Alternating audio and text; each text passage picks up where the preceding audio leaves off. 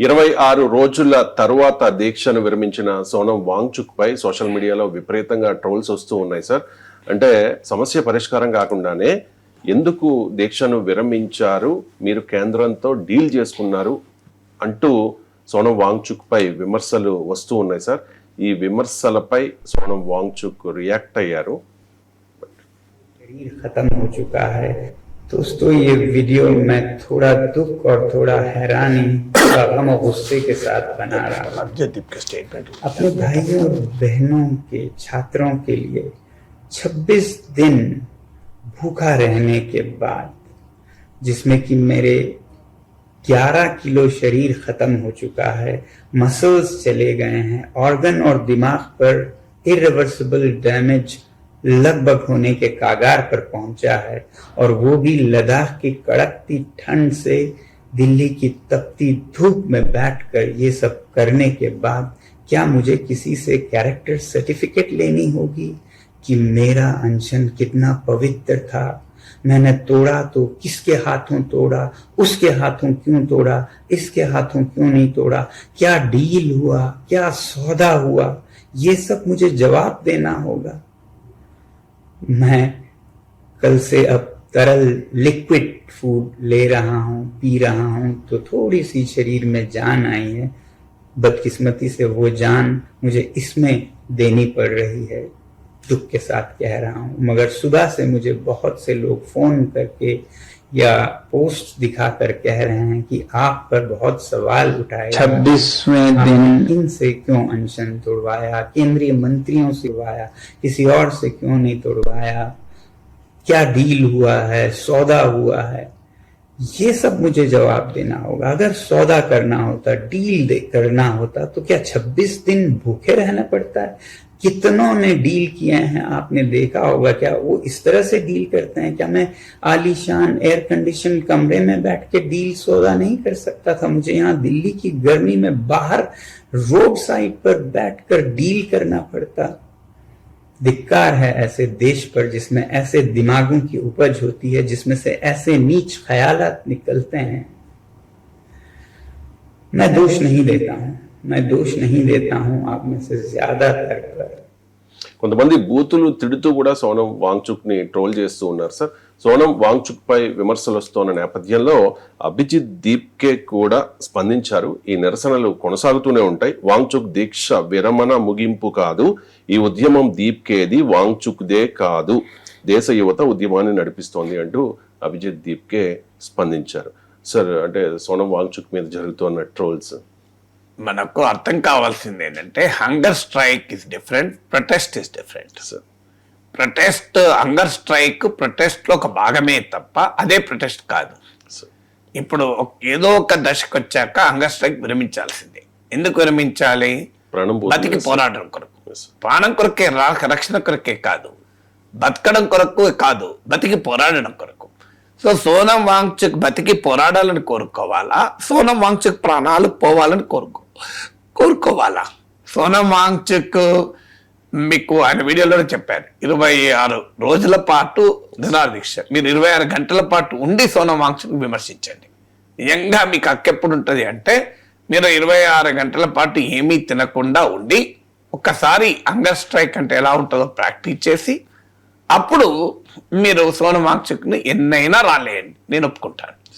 కానీ మీరు 26 గంటల్లో 8 సార్లు తిని 6 సార్లు తిని సోనం వాంగ్చుక్ 26 రోజులు ఉపవాసం ఉంటే ఆయన పైన రాలేయడం ఏంటి?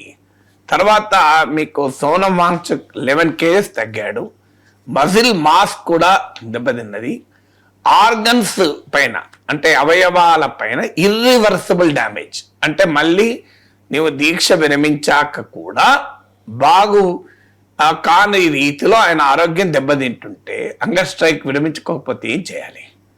ఆ హంగర్ స్ట్రైక్ కూడా కేంద్ర ప్రభుత్వం దిగి వచ్చి 2 మంత్రులు నేరుగా హాస్పిటల్కి వచ్చి ఆ 2 మంత్రులు సమక్షంలో వారు లిఖితపూర్వకంగా ఇచ్చాక, అది కూడా ఎవరి డిమాండ్లు? ఆయన డిమాండ్లు కాదు, ఆయన పర్సనల్ డిమాండ్లు ఉన్నాయేమన్నా? ఆయన ఏం డిమాండ్లు? ఒకటి, కేసులు ఉపసంహరించుకోవాలి విద్యార్థుల పైన, నిరసనకారుల పైన. 2, ఈ నీట్లో లీక్ వల్ల ఆత్మహత్య చేస్తున్న బిడ్డల కుటుంబాలకు నష్టపరిహారం ఇవ్వాలి. ఈ 2 డిమాండ్లను ఒప్పుకున్న తర్వాతే కోర్స్ పార్లమెంట్లో చర్చ జరపాలన్నది అదొక డిమాండ్ అనుకోండి. ఒక లిఖితపూర్వక ఇన్ రైటింగ్ ఒప్పుకున్నాక విరమించుకున్నారు. ఆ 2 విజయాలు కాదా? ఇవాళ సిజేపీ చర్చల్లో కూడా 2వ రోజు వరకు సాధించింది అవే కదా. ఇవాళ 3వ రోజు చర్చలు ఉన్నాయి, సాధించింది ఆ 2 డిమాండ్లు కదా.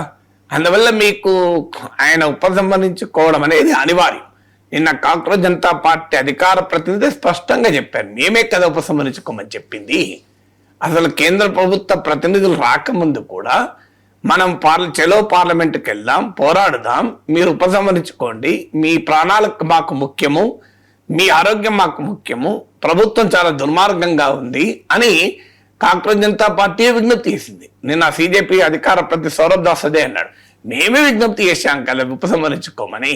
మా విజ్ఞప్తి తర్వాత కూడా ఇంకా కొన్ని రోజుల పాటు కేంద్రం నుంచి ఏదో ఒకటి అష్యూరెన్స్ తీసుకోవాలి ఇన్ రైటింగ్ అని పట్టుబట్టుకుని ఇంకా 3-4 రోజులు ఎక్కువ చేశాడు. నిజంగా చెప్పాలంటే సిజేపీ మాత్రమే కోరలేదు, మీరు 65 మంది ఎంపీలు కోరారు, మేము పార్లమెంట్లో దీని సంగతి తెలుస్తాం, మీరు విరమించుకోండి అని. సో పార్లమెంట్ 65 మంది ఎంపీలు, అన్ని రాజకీయ పార్టీల చెందిన ఎంపీలు, మీకు ప్రముఖులు, ప్రామినెంట్ సిటిజన్స్, ఆఖరికి ఈ ఉద్యమాన్ని ప్రారంభించిన కాంగ్రెస్ జనతా పార్టీ కూడా కోరాక ఆయన విరమించుకున్నారు. ఇక మీరు కేంద్ర మంత్రుల సమక్షంలో విరమించుకుంటారా? అయ్యా మరి కాంగ్రెస్ జనతా పార్టీ ప్రజలు ఎవరితో చర్చ జరుపుతున్నారు? కేంద్ర మంత్రులతో చర్చ జరపకపోతే వేరే వాళ్ళతో చర్చ జరుపుతున్నారా? రాహుల్ గాంధీతో చర్చలు జరపడం లేదు కదా. మనకు అర్థం కావాలి ఎందుకు చెప్తున్నారు. మరి కేంద్ర మంత్రే. మీకు మన పోరాటం కేంద్ర ప్రభుత్వం పైనే, రేపు గౌరవం ఇవ్వాల్సింది కూడా కేంద్ర ప్రభుత్వానికి. వాళ్ళు ప్రజలు ఎన్నుకున్నటువంటి ప్రభుత్వం. నరేంద్ర మోడీ ప్రభుత్వ విధానాల పైన ఎంత గట్టిగా పోరాడాలో నరేంద్ర మోడీ ప్రభుత్వాన్ని గుర్తించి గౌరవించాల్సిన బాధ్యత కూడా ప్రతి పౌరుడికి ఉంటుంది. Because is our prime minister, it is our government. మనం ఎన్నుకున్న ప్రభుత్వం. ప్రజాస్వామ్యం పైన విశ్వాసం ఉండి, ప్రజాస్వామ్యం పైన నమ్మకం ఉన్న ఎవరైనా, ఏ రాజకీయ పార్టీ అయినా ప్రభుత్వాన్ని నడపనేయండి. ప్రభుత్వాన్ని గౌరవించడం అనేది పౌరుని ఫండమెంటల్ డ్యూటీ కదా. మనం we should respect the government. మనం రేపు గవర్నమెంట్తో నెగోషియేట్ చేస్తాం. అందువల్ల గవర్నమెంట్ ఇచ్చే రాహుల్ గాంధీ రిటర్న్ పూర్వక అష్యూరెన్స్తో ఆయన ఉపసంహరించుకోలేదు కదా. ప్రభుత్వమే లిఖిత పూర్వకంగా అష్యూరెన్స్ ఇచ్చింది కనుక దానికి సాక్షి సంతకంగా ప్రభుత్వం ప్రతినిధులే పల్లరసం ఇచ్చి విడిపించుకున్న, అందులో నేరమేం కాదు కదా.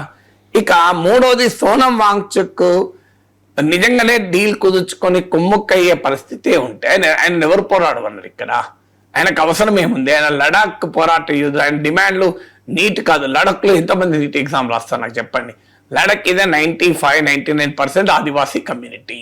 అది కూడా పేస్టోరల్ ట్రైబ్స్, అంటే ఒక ప్రాంతం నుంచి ఒక ప్రాంతానికి పశువులు మేపుకుంటూ జీవనం ప్రయాణం సాగించేటువంటి కమ్యూనిటీస్ ఎక్కువ. లడాక్ నుంచి నీట్లో ఎంతమంది సెలెక్ట్ అయ్యారు నాకు చెప్పండి. సో ఆయనకు సంబంధమే లేని ఇష్యూ పైన నిలబడ్డాడు. దేశంలో ఇంతమంది ఉన్నారు, నిలబడ్డాడు, సంతోషం. ఆయన సోనం వాంగ్చుక్ ఎంటర్ కావడం వల్ల ఈ ఉద్యమానికి శాంక్టిటీ వచ్చింది, లెజిటిమసీ వచ్చింది, పెద్దరికం వచ్చింది, విజిబిలిటీ వచ్చింది. చాలా మంది ప్రముఖులు రియాక్ట్ కావాల్సి వచ్చింది. సోనం వాంగ్చుక్ హంగర్ స్ట్రైక్ వల్లనే కదా ఇవాళ ఫిలిం సెలబ్రిటీస్, స్పోర్ట్స్ సెలబ్రిటీస్, ఆఖరికి బీజేపీలో ఉన్న ఆర్ఎస్ఎస్ వెటరన్స్ కూడా రియాక్ట్ కావాల్సిన ఒక మారల్ ప్రెషర్ క్రియేట్ అయింది కదా. సో ఇంత powerful impact Sonam Wangchuk hunger strike కలిగించినప్పుడు ఆయన హంగర్ స్ట్రైక్ అంతా పక్కకు పెట్టి ఆయన విరమించుకున్నారని చెప్పి ఆయన పైన దాడి చేయడం ఎట్లా న్యాయమవుతుంది? పోనీ ఆయన విరమించుకోవడం వల్ల ఉద్యమం ఏమైనా ఆగిపోయిందా? ఆయన విరమించుకున్నాక కూడా ఉద్యమం కొనసాగుతుంది, ఉద్యమం ఒత్తిడి కొనసాగుతుంది. అందువల్ల మనకు ఉద్యమంలో అనేక దశలు ఉంటాయి, పట్టువిడుపులు ఉంటాయి, అనేక ఫేజెస్ ఉంటాయి. అందువల్ల మీకు సోనం వాంగ్చుక్ ఒక guest to the moment, is not the leader of the moment alone. ఆయన ఒక అతిథిగా ఈ మూమెంట్ లో ప్రవేశించారు. ఆయన లాంచ్ చేసిన మూమెంట్ కాదు. ఆయన లాంచ్ చేసిన మూమెంట్ లడక్ అటానమీ కొరకు, లడక్ స్టేట్హుడ్ ఉద్యమం. సో బట్ ఏదైనా ఆయన చేరడం వల్ల ఒక పెద్ద ప్రయోజనము కలిగింది. అఫ్ కోర్స్ ఆయనకు కూడా దేశవ్యాప్త గుర్తింపు వచ్చింది, దేశవ్యాప్త గౌరవం వచ్చింది.